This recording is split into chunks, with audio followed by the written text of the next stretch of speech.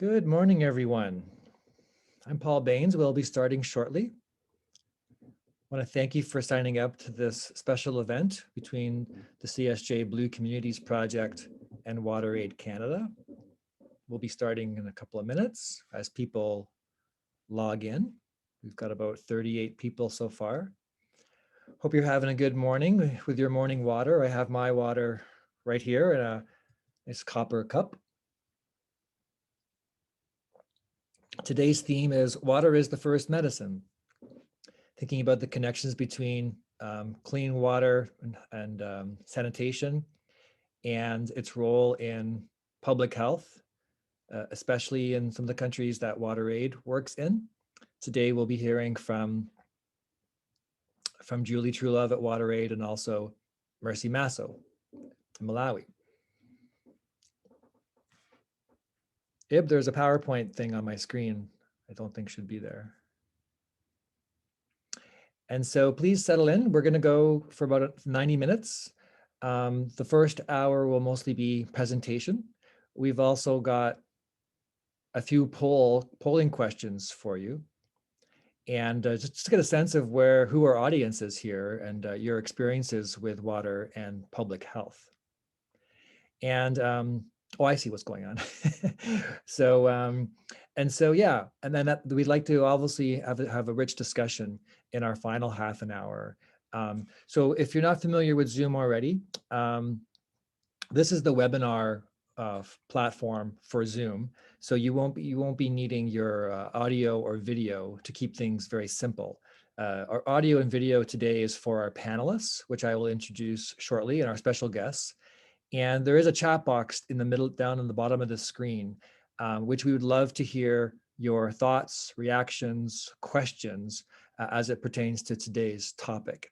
And so that will be moderated so that nothing will get left behind. No one will get left behind with your questions. So feel free to use that between each other and the panelist.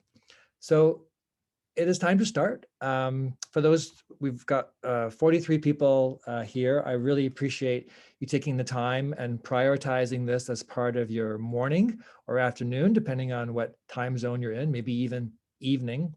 My name is Paul Baines. For the past couple of years, I've been the coordinator for the Federation of Sisters of St. Joseph Blue Community Project. And most of our work for the past couple of years has been focused on Canada and the Great Lakes. And so I was really interested and curious when I was contacted by WaterAid, in particular by Palash Bagchi, regarding what they're doing around the universal human right to water and sanitation.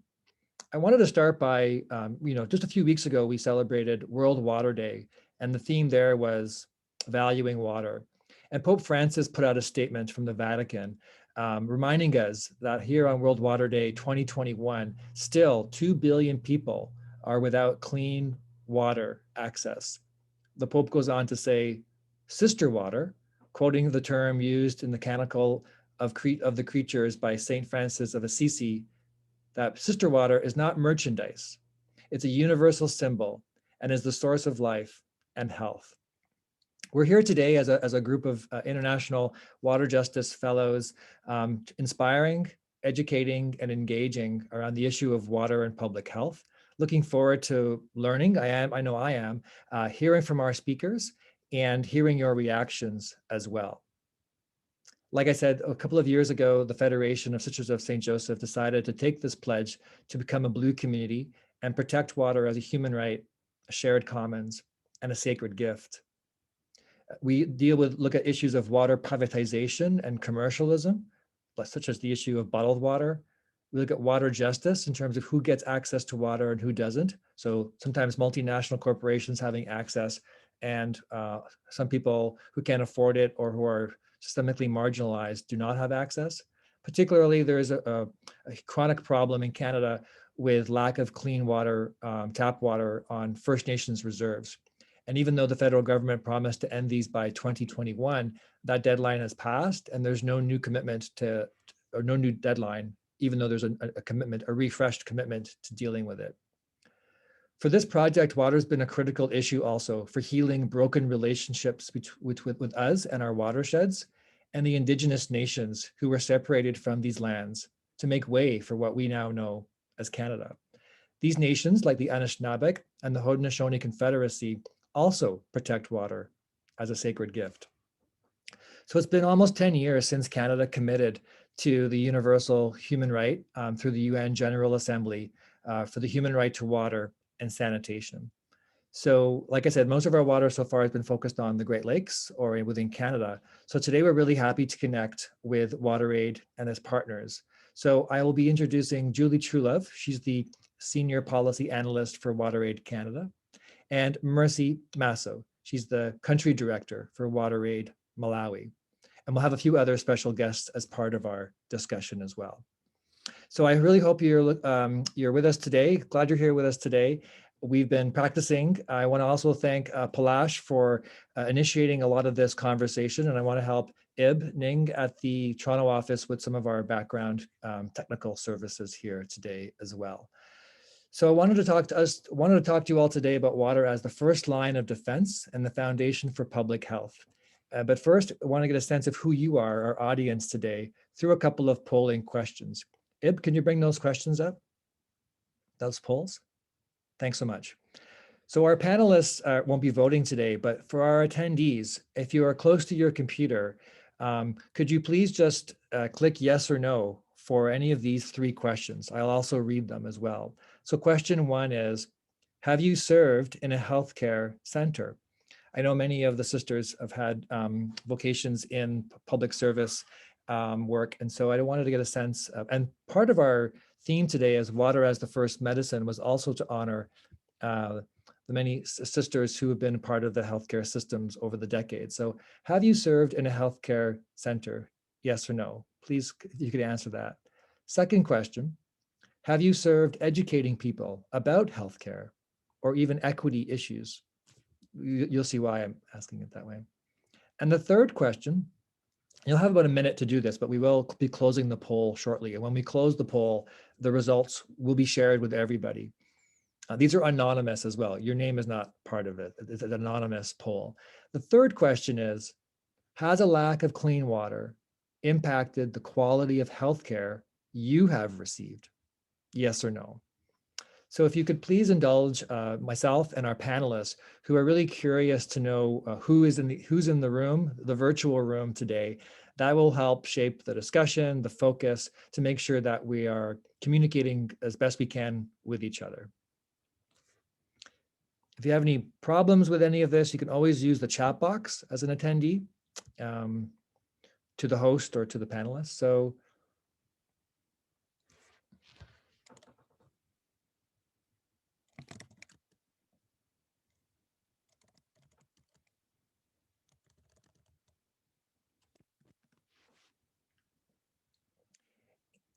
okay, I think we're going to close the poll shortly. So if you haven't already, maybe another couple of seconds. And I should have mentioned at the very top, because we are going to be sharing this with audiences after today, it is being recorded. The chat box isn't being recorded, but the video is being recorded. So we're being respectful of that as best we can. Okay, so unless anybody puts in the chat box they need more time, let's end the poll, Ib, and let's see our results here. Okay, so this is excellent. Thank you everyone for participating. We have about 40% of people on today's call who have served in the healthcare system. We have about 60% of people who have been serving in terms of educating about healthcare.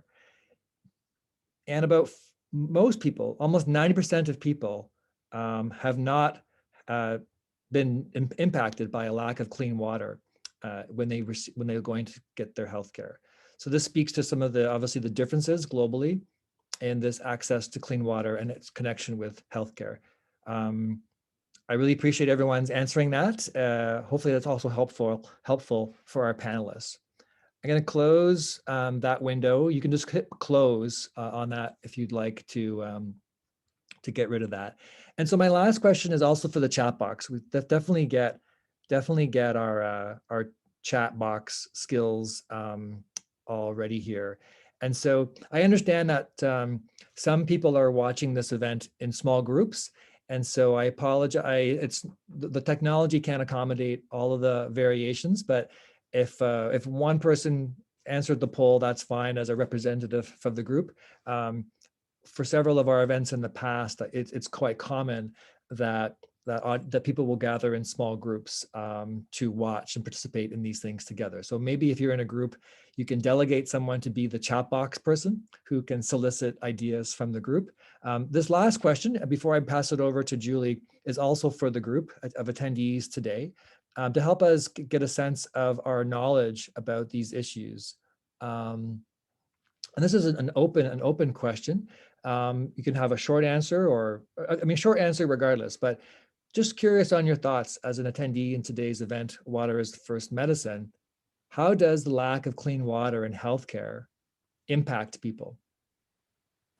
How does lack of clean water in healthcare impact people? So feel free to put your answers, responses into the chat box for all of us to sort of see. As we bring up Julie Truelove at WaterAid Canada, I'll pass it off to her to speak about some general themes of the work they do. And feel free to add to the chat box regarding your answer to that question. Appreciate the other polling pieces. And Julie, nice to see you. I love the poster in the back. Very Great Lakes kind of theme with the Anishinaabe artwork there by artist and educator Isaac Murdoch. And so welcome today, and I look forward to your presentation and our discussion with our attendees.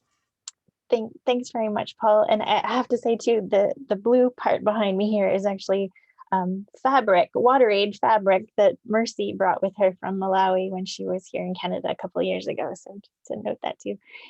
So just before I start, I wanted to also introduce Moina Mwene, who is the communication specialist and policy and advocacy lead for WaterAid Malawi, and Tawanga Kumunda, who is on the line as well, who is the head of funding for WaterAid Malawi as well. And also there's some others from WaterAid that are in the attendees today as well. So thanks everyone. So just really a thank you to Paul and all of you for joining us today in this discussion and inviting us to be part of it. We're really glad to be here. So if I don't know if this, okay, there's the slides coming. So I think to start off with when we heard of Paul mention about water as the first medicine, this really struck a chord obviously with us as well. And also interestingly, at the beginning of the COVID-19 pandemic, WaterAid was really looking at water, sanitation, and hygiene as this first line of defense against COVID. So it's really, really very aligned with, I think, the conversations that I've heard from you before in watching the Water First session that you'd had as well. I wanted to just clarify too, when you hear the term WASH, we use that a lot, and so you'll hear it a lot, but it's looking at water, sanitation, and hygiene. So it's the package of the three things together. So, but you'll often hear us talking about WASH. So next slide, please, Ed. So I'll start with a little bit of background on WaterAid itself. So WaterAid began in the UK about 40 years ago, emerging out of the water industry in the UK. And then it started in Canada in about 2014 when WaterAid merged with WaterCan, which was a long-standing Canadian organization. As you'll see on the screen, the yellow dot in the middle there, that is our strategy. Our main strategic goal is to get safe water, sanitation, and hygiene for everyone everywhere by 2030. And the rings that you see around that are the 4 strategic aims. So equality, sustainable services, hygiene, and integration. And integration is really the important piece of what we're going to talk about today with health, but there's other areas of integration, such as WASH in schools for education. We're looking a lot more at water security and climate resilience now as well. So there's a lot of components to the integration piece. And importantly too, WaterAid works across programs, policy and advocacy, and some research as well. So we kind of look at it as a whole package of how do we influence the sector as a whole. So next slide, please. So this is a bit of a word cloud with just really WASH and health is such a wide scope of issues. And these are some of the water-related diseases that we face in our work and really are critical for WASH. And again, this area of integration, we've known the impacts of water and sanitation for health for over 250 years, really, since there was cholera in London, 250 years ago. And so it's still a problem that we haven't solved, and yet it's a solvable problem. And we know a lot about how to do this. It's just really getting the political will and investment and the drive behind the systems that can support it in countries, whether it be Canada, or whether it be Malawi or anywhere else. How do we really get this going to support things over the long term as sustainable water and sanitation? So, next slide. So this slide is, it's really our kind of our internal working document, but I wanted to share it because it gives a good picture of the pillars of health that WaterAid specifically looks at. And the ones in red are the ones that we'll talk about today, about WASH in healthcare facilities, nutrition, cholera, and immunization. But then there's this, the ones in blue, there's this overarching pieces of leave no one behind, equity and inclusion, the hygiene, whether it be menstrual hygiene and hand washing. And now, of course, we have COVID-19, which is just taken over so much of our health conversations, and it really has impacted everything that we do. And similarly, climate resilience, we don't know yet all the impacts of climate on health, and water threads through both of those. So, so I think that just gives you a little bit of a picture of the specific areas that WaterAid's looking at. So next slide. So WASH in healthcare facilities is the first one. So when you think of it, 1.8 million people globally have to use healthcare facilities that have no basic water service. 800 million people use healthcare facilities with no basic toilets, and 1 in 3 healthcare facilities don't have what's needed to clean hands at the point of care. So really what's, when we talk about quality healthcare, how can you really have quality healthcare when you don't have water, sanitation, and hygiene where it's needed most at the point of care?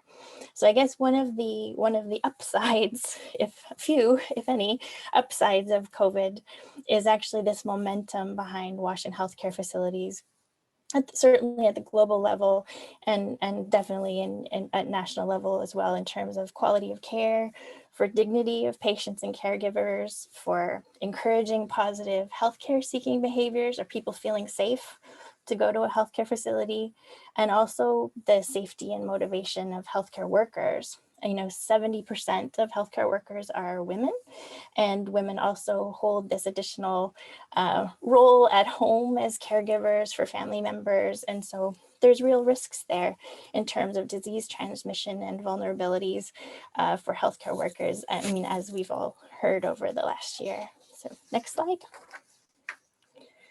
So nutrition is another area of integration that we work on. This one's a little more complex, so I'll probably stumble through it a little bit, but it's really looking at the implications for mostly children, child health, living in conditions that have poor WASH conditions, and how is that impacting absorption of nutrients in food and other food supplements, that are often provided in certain areas that are food insecure. The picture that you see there is sort of an illustration of, the line on the chalkboard is considered to be average height for age, and then there's children's height may vary, so low height for age is something that we refer to as stunting, and WASH and implications for stunting of growth, whether it be cognitive abilities and physical growth, even over the life cycle, is something that WaterAid's been looking at a lot in terms of how do we integrate more safe water sanitation and hygiene alongside nutrition programs. And again, the impacts of climate change on water supply and food supply, we don't really yet know the implications of that more broadly, but again, water is at the center of that as well. So next slide, please. So cholera is another, this is an ancient legacy disease that we've eliminated in many parts of the world, but certainly not everywhere. And you'll often hear about outbreaks, cholera outbreaks, after disasters or earthquakes or flooding. But we're really working with the global, it's a global task force for cholera control in terms of how do we use WASH as a long-term prevention measure to end cholera for good, and not only in emergencies as an outbreak response. And so there's still, I think there's estimated to be 3 to 5 million cases of cholera still every year. And certainly it's one of those things that is very much overshadowed. When people are talking about COVID, they're not going to be paying attention to cholera. And yet a lot of the preventative measures are similar in terms of hand washing and having access to safe water and the hygiene behaviors that go along with it. Pardon me, sorry. Next slide, please. So immunization. Immunization is, sorry, I see the question in the chat. So WASH is water, sanitation, and hygiene as a package. So we will often refer to the whole three and just use the term WASH, it's a short form, I guess, of saying it. So in terms of immunization, this may seem out of place at first in a water conversation, but it's actually an area of integration that our colleagues at WaterAid Nepal have been working on this for many years in terms of using the 5 immunization sessions for infants as a moment to bring in hygiene behavior change interventions.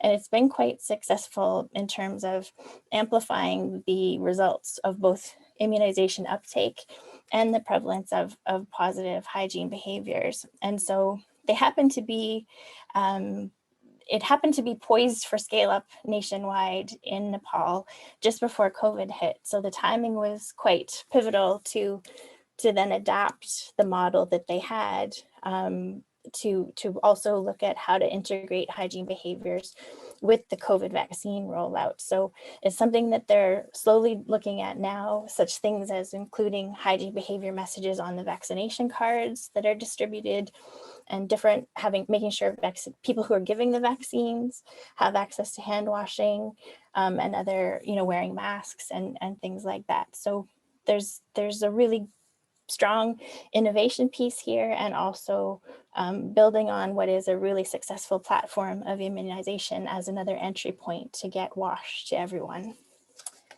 Next slide. So this is the last slide. And so I wanted to kind of bring together some of these things under this framing of universality. I know you've had many conversations about SDG 6 and the human right to water and this sort of universal view. It doesn't matter where you live, if you're in Canada, if you're around the world, these things apply to everyone, everywhere. And so universal health coverage is really looking at, quality healthcare, dignity, safety for patients and staff. And there's the 4 pillars of universal healthcare around promotion of health behaviors, prevention of disease, treatment of disease, as well as rehabilitation and palliation. And there's an element of water, sanitation, and hygiene across all of those, certainly. And it's arguably, we cannot achieve universal health coverage without WASH.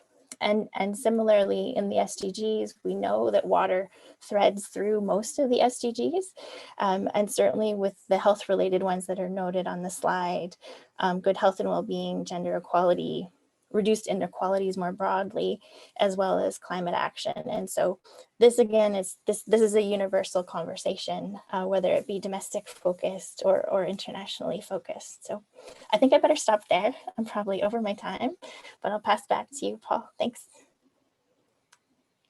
So good. Those are great slides and great presentation, Julie. Thanks so much. I learned a lot. We're going to go quickly to a video now that was put out for this year's World Water Day called The Value of Water. Just a short video giving us more context before I turn it over to Mercy with the Malawi experience. So Ib, we'll go with the video.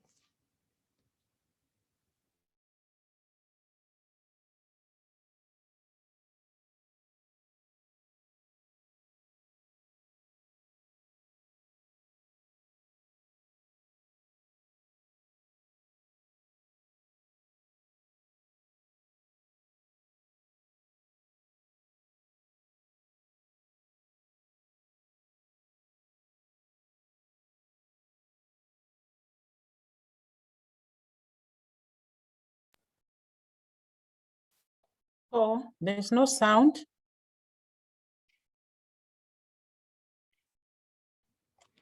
Hi, everyone. Let's just try that again, Ib, shall we? From the start, with the sound. No problem.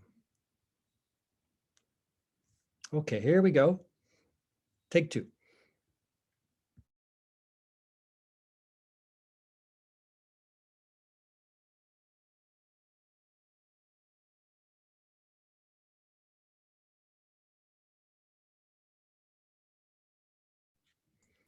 There's still no sound. Yeah. Okay, Ib, let's maybe come back to this and we'll see if we can try another format.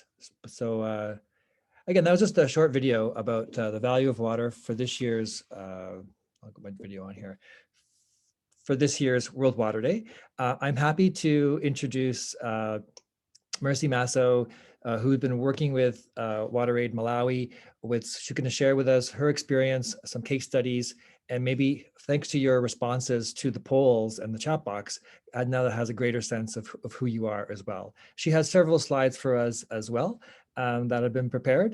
And again, if you have any questions for her, please feel free to use the chat box now or wait until later on. We're happy to engage back and forth with that as well. So thanks for joining us today, Mercy. I know it's a bit later there, and this is, again, a big piece of your work, so communicating it to the public. So I appreciate it so much. And the slides. Thank you, Paul. Good morning, good afternoon, good evening.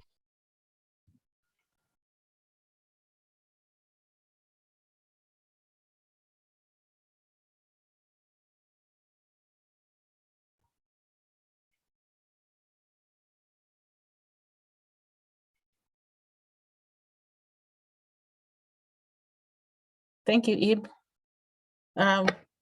Good morning, good afternoon, good evening once again. My name is Mercy Masoo. I'm the country director for WaterAid in Malawi. I've been working with WaterAid since 2012. I'm delighted that this afternoon we could share with you some of our experiences working with water sanitation and hygiene in healthcare facilities. And thanks so much for the responses that you have provided to the poll, which has also provided us with an insight as to your experiences with working with healthcare facilities. And very excited to see that a large majority actually do have prior experience working in healthcare facilities, but also delighted to see that most of you have not had the challenges that we'll be talking about here regarding clean water in health care facilities. So we'll be sharing with you our experience, working in Malawi, what the status is of WASH in healthcare facilities, and the work that WaterAid has been doing in order to help address the challenges that our healthcare facilities face in as far as supply of water, sanitation, and hygiene is concerned. And also share with you what we are calling the 150 challenge, which is basically, challenging ourselves to be part of, solving the problem that our healthcare facilities are facing in as far as WASH is concerned. Next, please.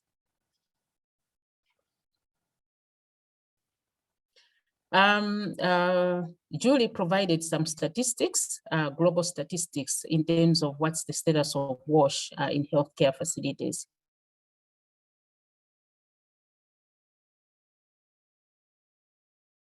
Globally, what we have on the ground here in Malawi. My internet is unstable, so I just wanted to get some feedback if you can hear me very well. Or it's good, Mercy. It's good. Okay. All right. So 24% of our public health facilities lack basic access to safe water supply. And out of these healthcare facilities, there are those public health facilities that provide maternity services. So you can imagine what the challenge is for those 110 public health facilities where women would actually go and spend maybe a month waiting to deliver their babies. And in the absence of basic access to water supply, it's quite a challenge. Whereby even the pregnant women, you find them in some circumstances, they have to be involved in drawing water from whatever sources they can find, or their guardians have to ensure that they are providing the water to them, to their patients, as well as providing water to the health workers in the hospital. Most of these also do lack improved and usable sanitation facilities, where you find that in certain instances, some of the facilities have to be shared between the staff, the health staff, and the guardians and the patients. And usually these ones are not even inadequate. You would have perhaps one pit latrine that is being shared between the guardians, the patients, and the healthcare workers at the facility. So even it's a challenge, because if you're lacking water, if you're lacking good sanitation facilities, then hygiene is also compromised. Next, please.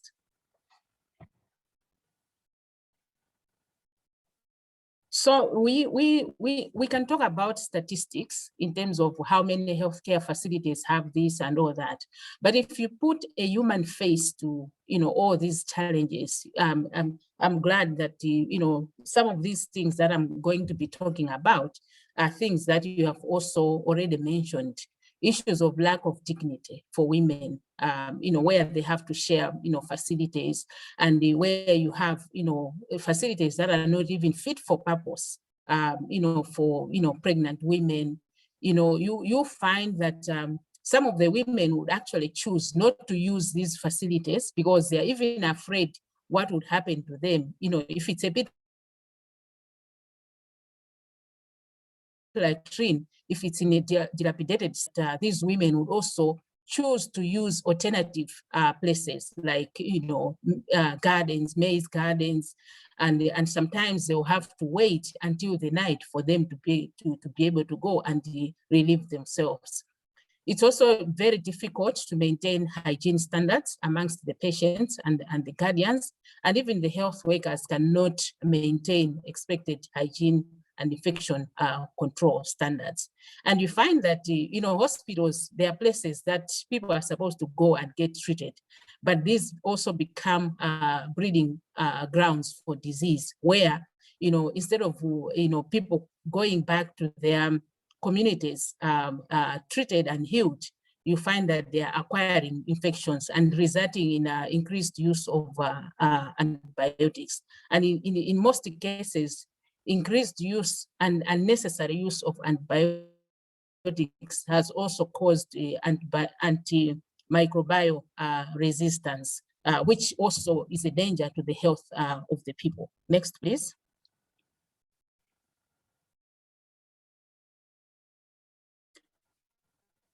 So currently, WaterAid is lobbying for 3 key issues. One, is a standardized wash package system, more funding in the national budget, and the standalone ministry that would actually look at some of these key challenges that our health institutions are facing.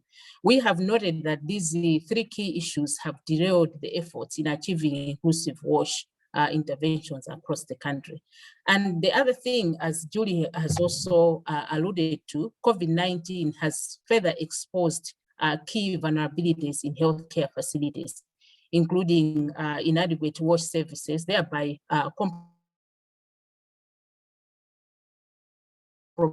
compromising the quality of health.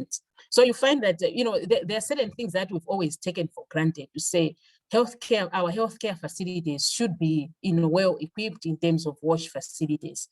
But when COVID hit us, that's when we realized how insufficient wash provision has been. We knew we had a challenge, but with COVID-19, you'd actually be saying, okay, wash hands frequently, sanitize frequently. But at the end of the day, where is the water coming from? If you have 110 healthcare facilities where the water they have to draw maybe from a distant place, how do they ensure that they are washing their hands frequently? And at that particular point in time, we also had the people regularly visiting the healthcare facilities. So even the traffic to the healthcare facilities had also increased, therefore requiring workers. But then if they're drawing that water from distant places, it proved to be a big challenge. Next, please.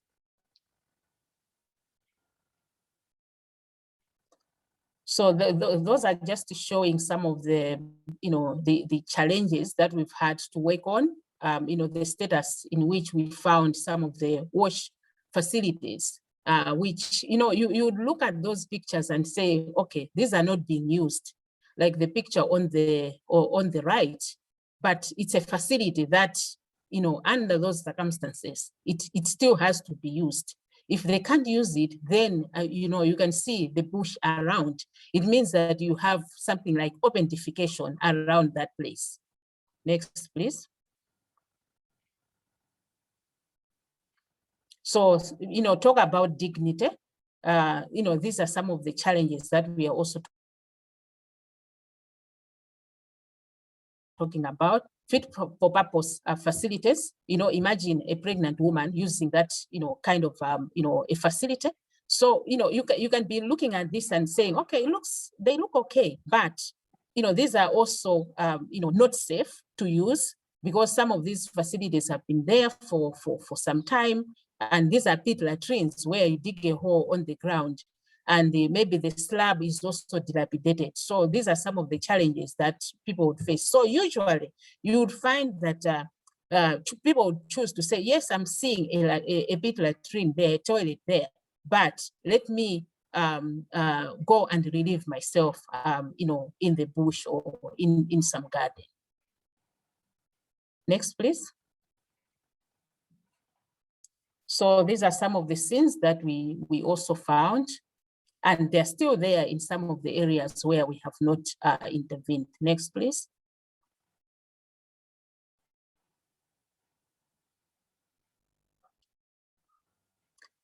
Okay, so as part of helping to solve the problems, WaterAid has started working in healthcare facilities in 2015.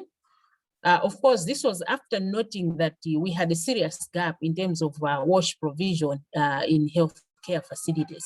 So we took this as one of our flagship programs, whereby we've supported in terms of wash infrastructure improvement, basically looking at improving water supply. You'd have a whole district hospital that perhaps would stay for 3 days without actually being supplied with water. So in some of the places we've had to support with putting up water tanks that would ensure that we have constant supply of water at the hospital, 24/7 supply. And, in some of the places, you'd find that they do have sanitation facilities that are in a dilapidated state. So the picture that you can see to my left is where we had to do some rehabilitation of the facilities in one of the hospitals, which has been a major COVID treatment center in the country. We've had 3 places that were major COVID treatment centers, and the Baines District Hospital was one of those hospitals. Next, please. Apart from supporting with infrastructure improvement, we've also been supporting with capacity strengthening of health workers in terms of issues of infection prevention and control, operation and maintenance of the facilities that we provide them.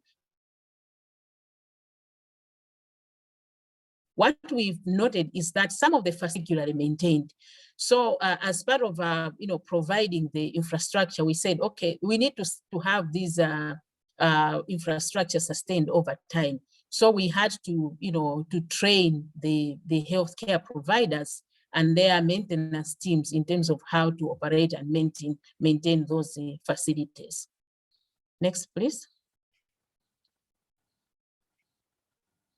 We've also been working to empower communities. In our projects, we take communities as active participants or agents of change in their respective communities, whereby even when you look at issues of operation and maintenance, this is an area that we would like communities to take part in. So this is one example of a healthcare facility in a district in the south, in Machinga, where the committee, the health advisory committee has worked with the communities to have a sweet potato garden where proceeds from the garden are going to be used to maintain the wash facilities that have been provided at their health center, so that we don't have issues of facilities that are not functional over a period of time. Next, please. So I talked about all the interventions that we've been carrying out as WaterAid, but then in 2019, we decided to say that we need to challenge ourselves as WaterAid. We cannot do things like pilots in piecemeal. Let's challenge ourselves. Out of the 600 plus healthcare facilities that we have in the country, we do estimate that at least half of them need some attention in as far as the wash facilities are concerned. So we gave ourselves a challenge as WaterAid to say that why don't we have a program which we're going to call 150 Healthcare Facilities Challenge, whereby as WaterAid, we're going to support directly improvement of wash in 75 healthcare facilities, and then work with others to support improvement of wash in another 75 healthcare facilities. So that's where the 150 Healthcare Challenge came in, whereby as WaterAid, we have challenged ourselves to say, let's improve 75 healthcare facilities by the year 2024, and let's work with others to also improve another 75, by which time we'll be talking about at least half of the healthcare facilities in the country have got decent wash facilities. So far as WaterAid, out of the 150 or out of the 75 that we've challenged ourselves, we have managed to support 33 healthcare facilities in 6 districts. Next, please.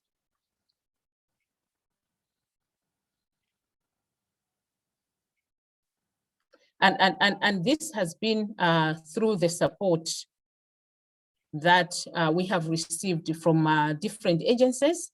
We've received support from the UK government, from the Scottish government, from the Wimbledon Foundation, the Amani Aqua Foundation, and others who have also come on board to help us with monies that we have complemented our key projects. So for us, the key gaps is being prioritized in the country in improving quality of care, and also influence other health sector players that are not in WASH to invest in WASH infrastructure and infection prevention and control. And we are also looking at where we can also support innovative approaches for providing capacity building for infection prevention and control and WASH to healthcare workers that do not require physical engagement. We are also wanting to ensure that district health offices and district councils honor commitments on sustainable management of the WASH infrastructure that is being provided to the healthcare facilities. Next, please. So when we talk with groups like your group, we are not shy to talk about our appeal. Our appeal is that whosoever feels like they can do something, we are inviting them to be part of our 150 challenge, where we want to support we want the support to the initiative and transform the lives of the people that are actually using the healthcare facilities in our most disadvantaged communities. We've done this appeal already to the First Lady of the country, and she has pledged support to this challenge as well. So we are actually seeing people coming on board to support this appeal, looking at the critical role of WASH in improving health outcomes, not just for women and children, but for everybody else who uses the healthcare facility.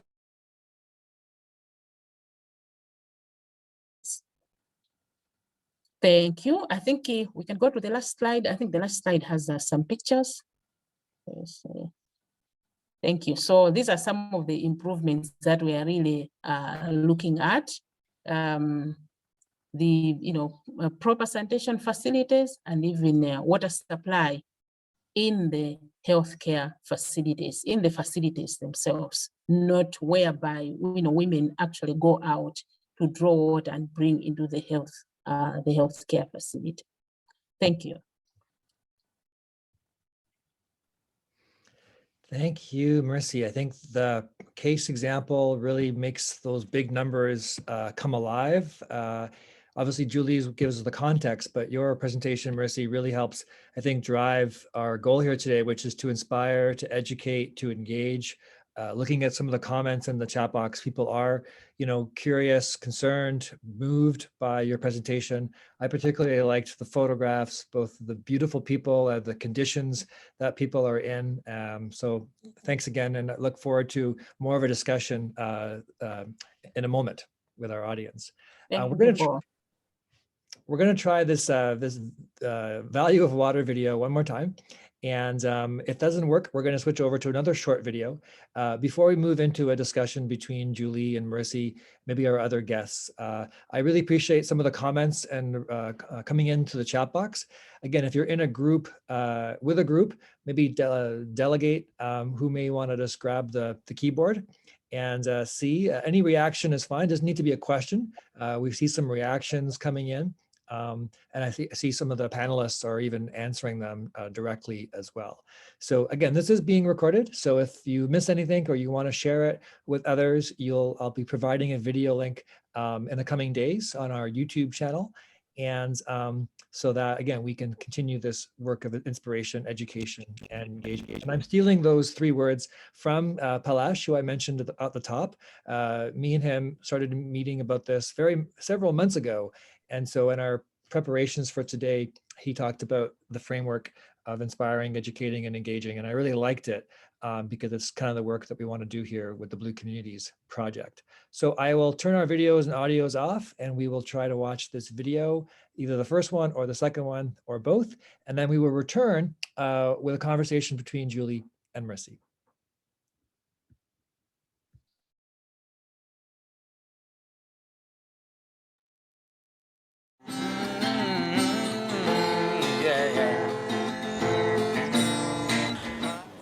For the people that I represent in my constituency, they need water because they have to use water for hygiene.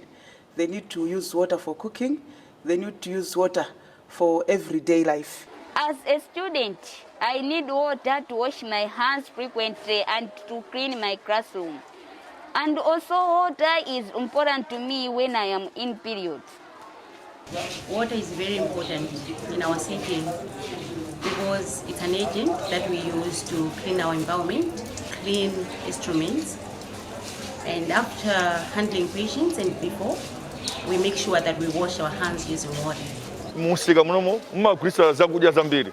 Zakudya jatika magula, zimene zote zakudya zija, mwina zofuna kuti mwina tikadya tisuke. Mwina nthochi, mapeyalo, kaloti. Tikagula limafuna tikagula timutsuke-tsuke kuti timuone bwino. Ndiye madzi akati achoka musika muno kuti mulibe timavutika kwambiri. People face a lot of challenges. Women especially, they suffer to walk long distances to fetch water. They go and fetch bad water, which in turn develop some diseases like cholera and other things that normally affects people's lives. As a member of parliament, I will make sure that the funds allocated for water at council level are utilized for the intended purpose and not abused, because we should make sure that each and every Malawian, but also each and every member of my constituency has access to potable water.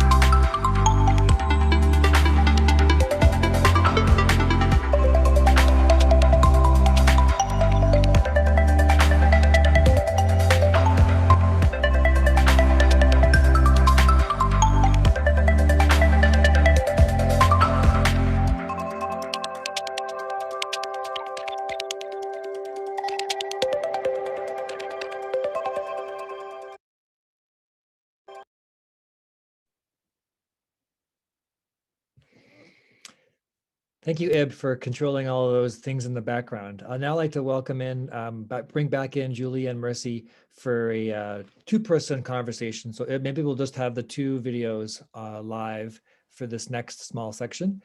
And seems like people are getting the hang of the chat box and also the Q&A sort of panel. We will return to these and make sure everyone's questions gets answered before we leave today.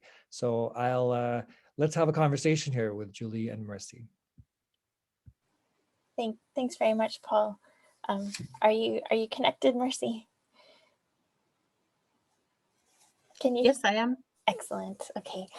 So yeah, so I think, I watched the recording of a previous session that Blue Community Group had with Water First, and I wanted to touch on domestic water issues in Canada and this discussion that we're having here today. And I think, Mercy, when you came to Canada in 2019 as part of WaterAid's delegation to the Women Deliver conference in Vancouver, and you probably saw glimpses of a few things and heard a few conversations about First Nations and Indigenous communities in Canada. and the water crisis that's happening here in those communities. And it's really it's really a crisis in Canada. There's no other word for it really. And it comes back to this conversation of, you know, the human right to water and also the universality of the Sustainable Development Goals and certainly SDG 6. So I was wondering if you could maybe share some reflections on the human right to water, just from the context of Malawi, but also, you know, anything that you might want to reflect on from when you came and visited us here in Canada as well.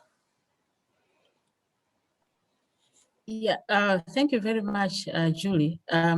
Yeah, to begin with, I think for me, to imagine that a country like Canada, you'd have some people that do not enjoy the same access, you know, the same right to safe water.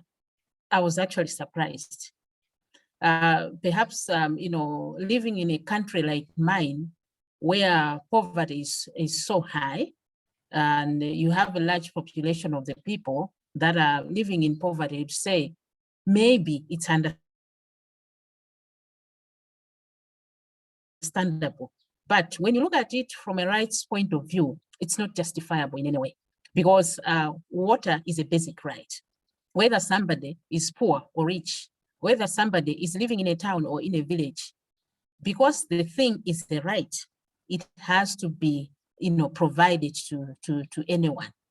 So for me, when I look at this as a global challenge, I say, okay, I can challenge my own government here, but perhaps my government would not have, you know, adequate resources for them to reach out to everyone. Perhaps I can justify, you know, the inaction or the little action by my government. But when I look at the aspect of global resources, the resources that we share globally, the economic wealth that we have globally, there is no excuse whatsoever for anyone to not to have access to safe water, which is a basic right. It's not a privilege.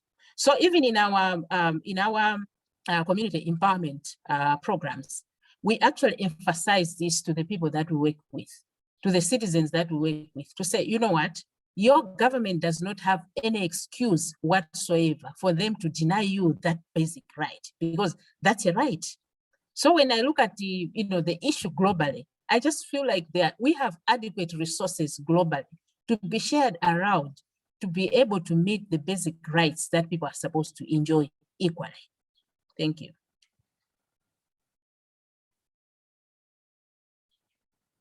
Sorry about that, I was muted. Thank you so much, Mercy. I really appreciate your reflections, and it's something that, you know, WaterAid Canada is very much following the conversation and looking at how we might engage somehow in our role and what is determining what is our role, if at all, in Canada, given that we've traditionally had a focus internationally and in certain countries. And so it's a really complex issue, but I think getting more insights from the human rights lens and really from experts like yourself, I think is really helping to inform a different view of it that we maybe haven't had in Canada thus far. So thanks very much. I think, did you have any last final comments? And then we'll pass back to another video we wanted to show. But if you had any other reflections on your visit to Canada or anything like that you wanted to share before we move to the video.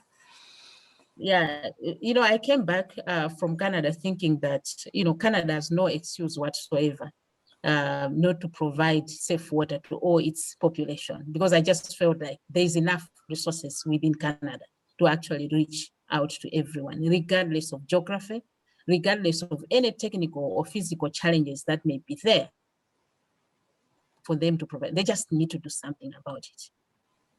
Because, you know, if they say charity begins at home, if, you know, countries like Malawi are looking up to Canada to support, you know, to support us, then in the backyard of the Canadians, they also have to be able to sort out their problems. Of course, I'm not speaking on behalf of Malawi. I'm just speaking on behalf of, you solve the nearest problem and then you go to the neighbor. So the neighbor here being Malawi. Yes, we are looking for that support, but let's look at whosoever is lacking access to safe water, at the same level to say, you know what, we have no excuse whatsoever to provide this basic right. Thanks very much, Mercy.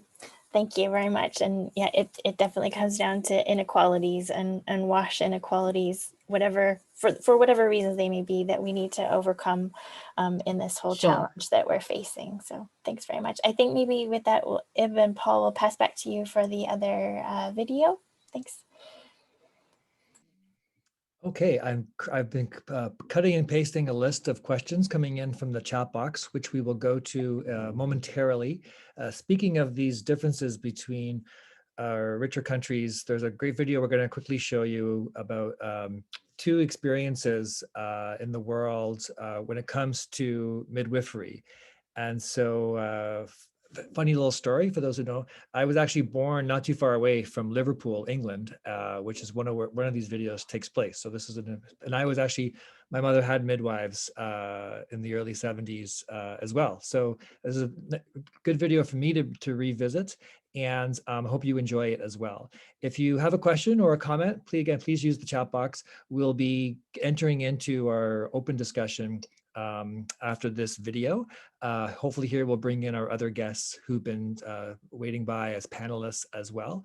Each person has a particular knowledge set or specialization in what they can speak to.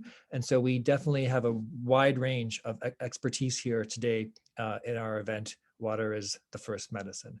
So Ib, if we could play that video, and then we'll go back to our open up for our discussion, and we'll have everyone's video on, all the panelists' video on for that.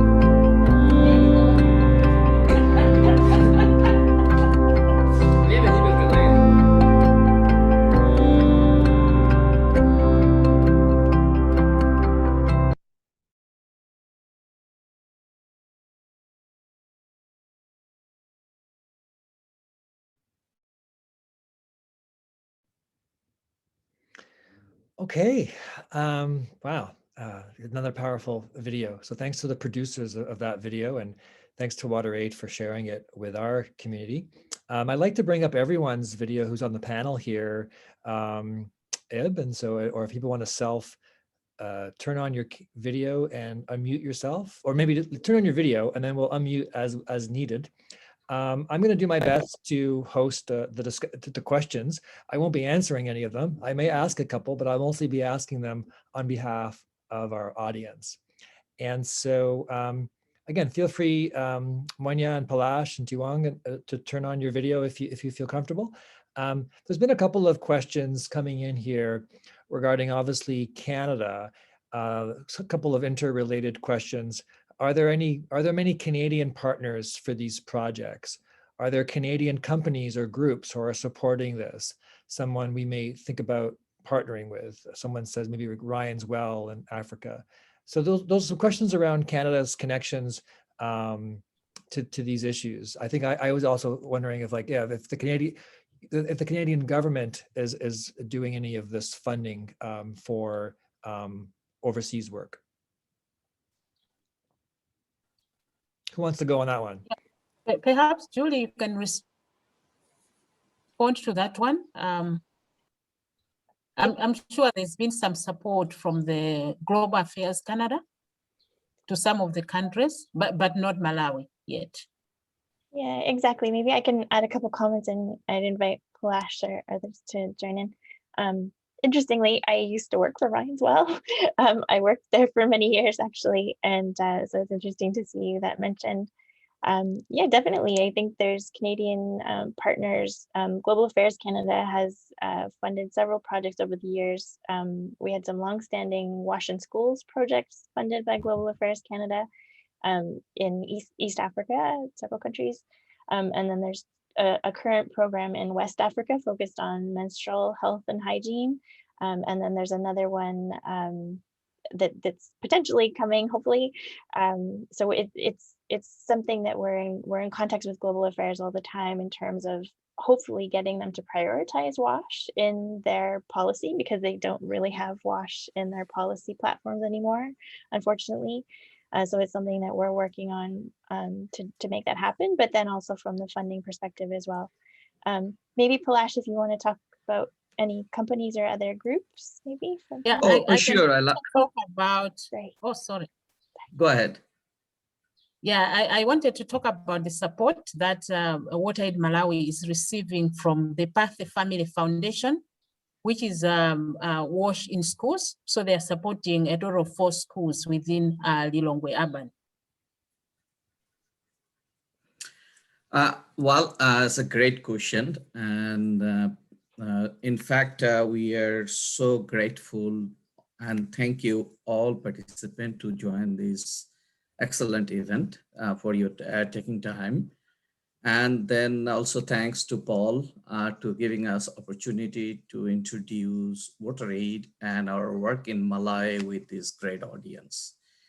In terms of who support to WaterAid, in particular Canadians, I believe Canadians, we are supporting our work internationally. General Canadian people like me, like you, everyone. And then in terms of financial support, of course, general people in Canadians public.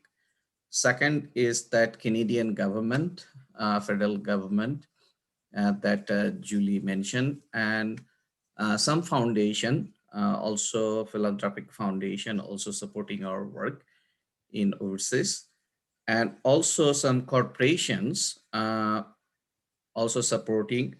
But unfortunately, is not many water industry related companies supporting our work in internationally.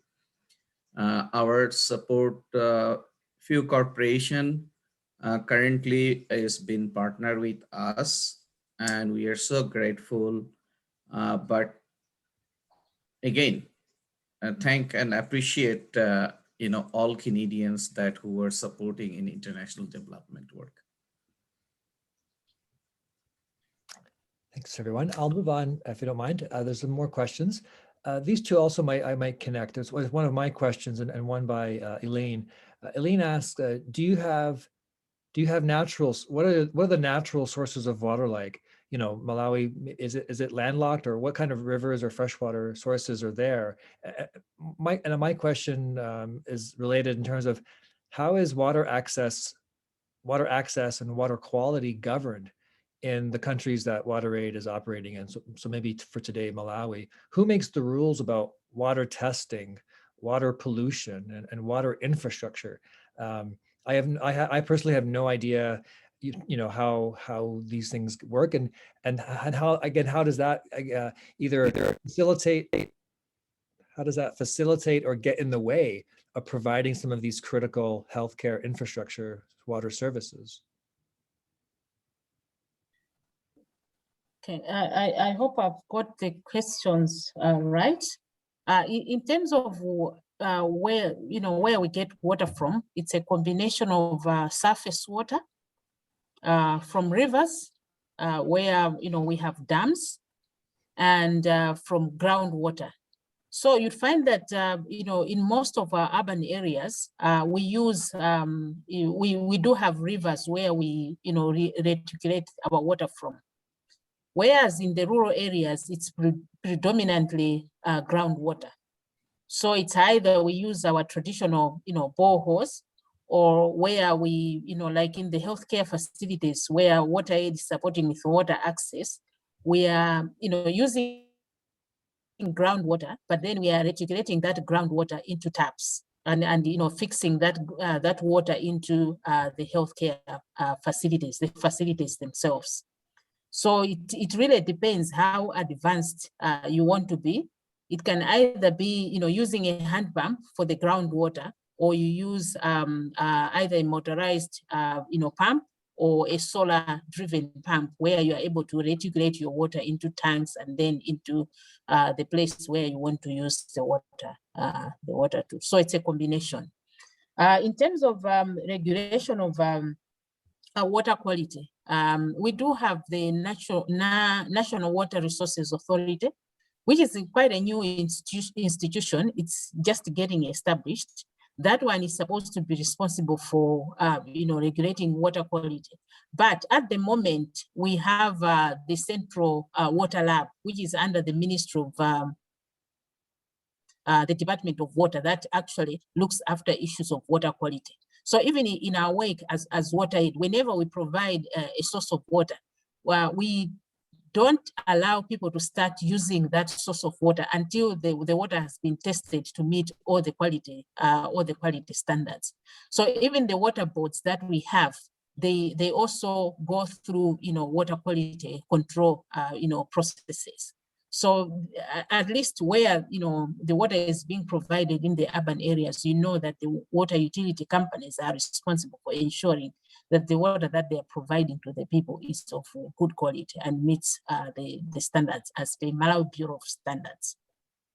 I don't know if I have left any question. I think, yeah, thank you so much. I mean, a lot of it's, we just, as Canadians, we just don't know how this works. There's two other little questions that can follow that, and maybe you've already answered it, so apologies if so, but I think it was a question came in. Who you said the word we, Mercy, in one of your answers, but who is supplying the water infrastructure? Like, who does supply it? Maybe there's a big urban rural divide, I don't know. And so I guess the question is like, is this like government water? Is it municipal water or provincial water, or who is providing this water infrastructure? It's a combination of different providers. For the urban areas, let me start with the cities. The cities, we do have 3 water boards that are actually covering the cities. Okay, in total, we do have 5 water boards. And the 2 of the water boards, they are for, one is for Lilongwe City, and the other one is for Blantyre City. Whereas the 3rd water board covers as one of the cities and the urban areas within the rural districts. So, a district would have the urban center where the district headquarters is. So that's where you would have the water board supplying the urban center. And then we have another water board in the north, which is responsible for the city in the north and the urban areas in the districts in the north. And then for Lilongwe, we have another, for the central region, we have the Central Region Water Board, which is responsible for the urban areas within the central region. So in total, we have 5 water boards, 2 of which are exclusively for 2 cities, whereas the others, they do combine the cities and other urban areas. For your information, we have only 4 cities in Malawi. So that's the other dimension as well. And I'll And then for the rural areas,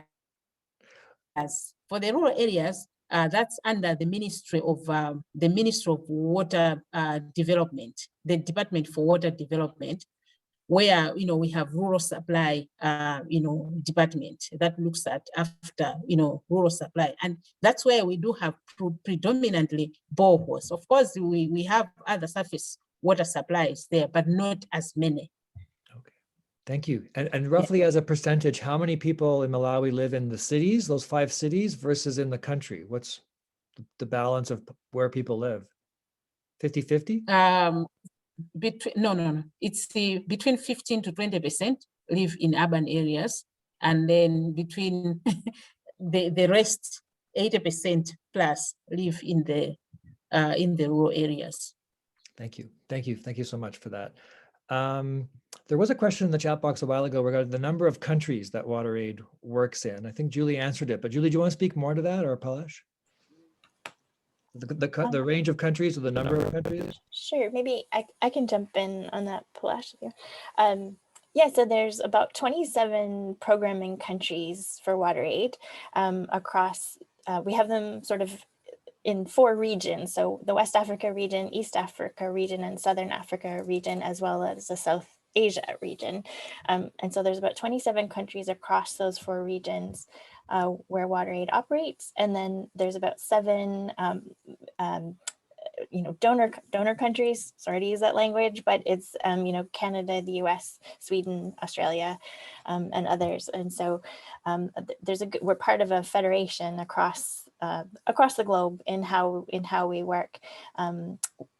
It's been established over the years to work across these regions, and there's regional teams as well that specialize in, because there's regional context and then there's national context as well. And just to sort of connect with what Mercy is saying, I feel like there's a lot of similarities to some of the complexities of how water is governed. It's in many ways similar here in Canada, when I think there's something like 27 different agencies in Canada that have a stake in water and how water is governed in Canada. So there's a lot of complexities around these systems, regardless of the context. And I've seen it in many WaterAid contexts as well across the globe, really. So thanks. Yeah, I just want to add what Julie mentioned in terms of where we do work. Actually, COVID pushed us to expand our work in 35 countries. And WaterAid Canada, we are working, we have some focus country, which is, we can do all 27 countries or 35 countries. So currently we are working in Burkina Faso, Liberia, Sierra Leone, Pakistan, India. That's our focus country, but we love to work and make more impact, join our brothers and sisters in developing country, our partner program we call country program, like Malawi, Mali, and other country. If we have enough resources, we love to do that. And in terms of COVID response, we are working in Bangladesh, Burkina Faso, Cambodia, Ethiopia, India, Nigeria, and Pakistan.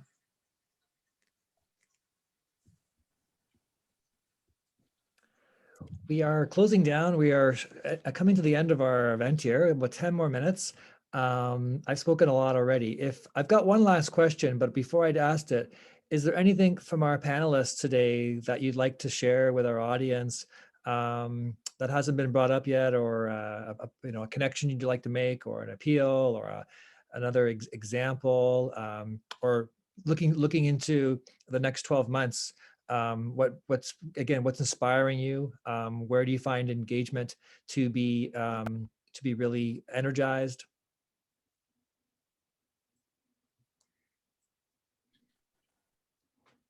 Okay. I was trying to understand the question because you were breaking a bit. Oh, I'm sorry. I can repeat it. Yeah, I was maybe a shorter just, version of it. no problem.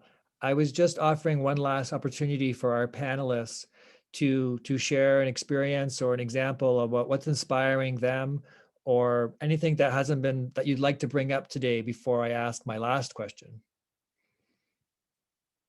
Anything else? Okay.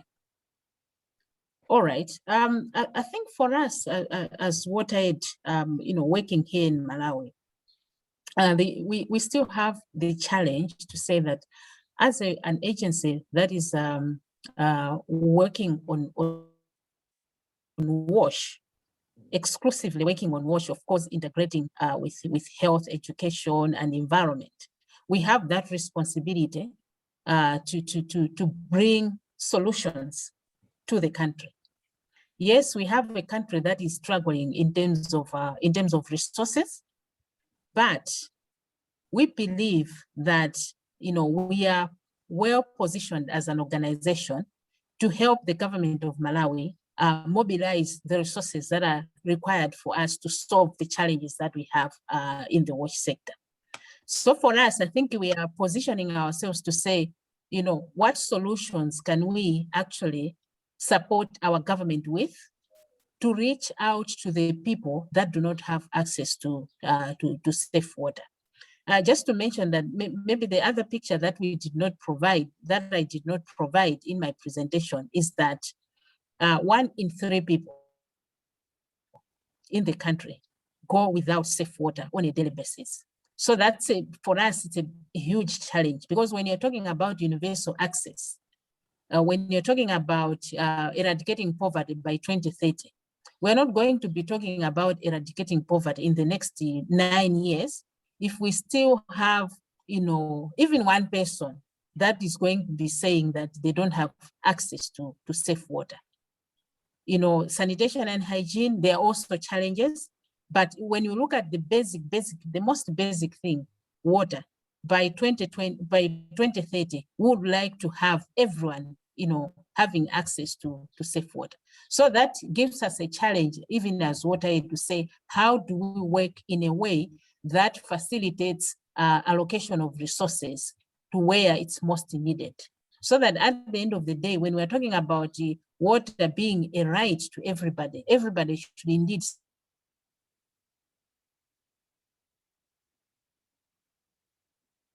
say, yes, I'm enjoying my, and also just to mention that for a country like Malawi, resources is a challenge. That I cannot lie. It's a challenge. We have very limited resources that have to be shared across so many development, priorities. Even when you look at how those resources are shared, yes, you can say, okay, we can be fighting for, let's allocate more resources to WASH. But there's only that small pot of resources that need to be shared. So it's incumbent upon organizations like WaterAid using their global reach to actually help in mobilizing those resources so that we can support the governments, the government of Malawi. Just also to share that when we look at the investment in the WASH sector in Malawi, 70% of the investments that are made in the WASH sector are actually from external sources, not from the country, our own government, because we cannot afford. So I just wanted to share that challenge that we have as WaterAid, to say, yes, let's use our global reach to actually mobilize the resources that a country like Malawi needs to actually reach our goal of access for everyone by 2030. Thank you. Palash? Perhaps I can go for a few seconds. One thing is resonate to my mind that Mercy said that,